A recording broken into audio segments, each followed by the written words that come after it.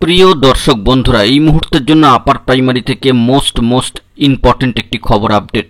আগামীকালকের জন্য টান উত্তেজনা। অবশ্যই সম্মানীয় সিনিয়র অ্যাডভোকেট মহাশয়রা এবং আইনজীবী মহাশয়রা কি বার্তা দেবেন সেই দিকে তাকিয়ে রয়েছে কয়েক হাজার চাকরি প্রার্থী। অবশ্যই ভিডিওর মধ্যে আলোচনা করছি, তাই ভিডিওটিকে সম্পূর্ণ শেষ পর্যন্ত শুনে নিয়ে বোঝবার চেষ্টা করবেন।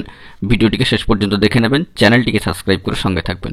চলুন কথাবার্তা না বাড়িয়ে আমরা আলোচনার মধ্যে প্রবেশ করি। অত্যন্ত গুরুত্বপূর্ণ মামলা, সিরিয়াস ম্যাটার নির্ধারক একটি মামলা আপার প্রাইমারির ক্ষেত্রে আগামীকালকে দুপুর 2টো অ্যাপ্লিকেশন স্টেজ গ্রুপ 2তে। অবশ্য মামলা কিন্তু পার্ট হার্ট, ম্যাট 638। আগামীকালকের জন্য টান উত্তেজনা। 11 নম্বর কোর্টের ডিভিশন বেঞ্চে গুরুত্বপূর্ণ 2 সম্মানীয় বিচক্ষণ বিচারপতির এজলাসে এই মামলা আবারও কিন্তু জুলাই মাসের জন্য প্রথম দফা উঠতে চলেছে শুনানির ক্ষেত্রে। অবশ্যই এখানে সিনিয়র অ্যাডভোকেট মহাশয় পিটিশনারদের তরফ থেকে কি বার্তা দেবেন সেই দিকে কিন্তু সকলেই তাকিয়ে থাকবে। কারণ বিগত দিনের শুনানিতে আমরা দেখেছি সম্মানীয় বিশিষ্ট আইনজীবী মহাশয় পিটিশনারদের পক্ষ থেকে ফিরদৌস সামি মহাশয় কার্যত তিনি যে বার্তা দিয়েছেন যে সিনিয়র অ্যাডভোকেট মহাশয়ের কিন্তু উপস্থিত থেকে 1 ঘন্টা মতো বক্তব্য পেশ করতে সময় লাগবে। তো নেহাত 1 ঘন্টা কিন্তু যথেষ্ট সময় বলা যেতে পারে, খুব একটা কম সময় নয়, অনেক সময়। এর মধ্যে অনেক কিছুই কিন্তু ঘটে যেতে পারে। তো সেই দিক থেকে সিনিয়র অ্যাডভোকেট মহাশয়রা পিটিশনারদের তরফ থেকে কি বার্তা দেবেন সেটাও কিন্তু একটা লক্ষণীয় বিষয় হয়ে দাঁড়াচ্ছে। ইতিমধ্যে স্কুল সার্ভিস কমিশনের আর্গুমেন্ট বক্তব্য পেশ করা হয়েছে।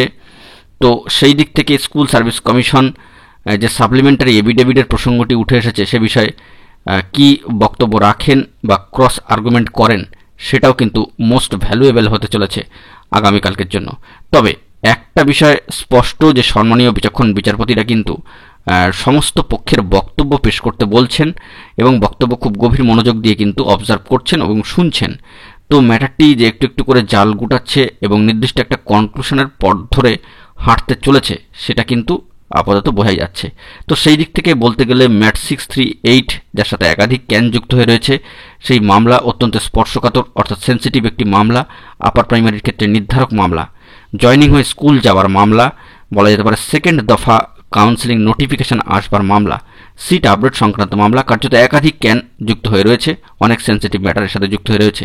সেই মামলার ক্ষেত্রে সব পক্ষের বক্তব্য পেশ করা এবং কমপ্লিট বক্তব্য পেশ করা কিন্তু একান্ত প্রয়োজন।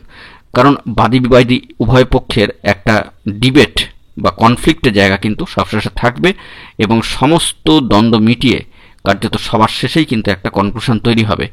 রিজার্ভ ফর জাজমেন্ট মামলা ক্যাব হওয়া এবং মামলা যেহেতু পার্ট হার্ট ম্যাটার, চিন্তা করার কোনো জায়গা নেই।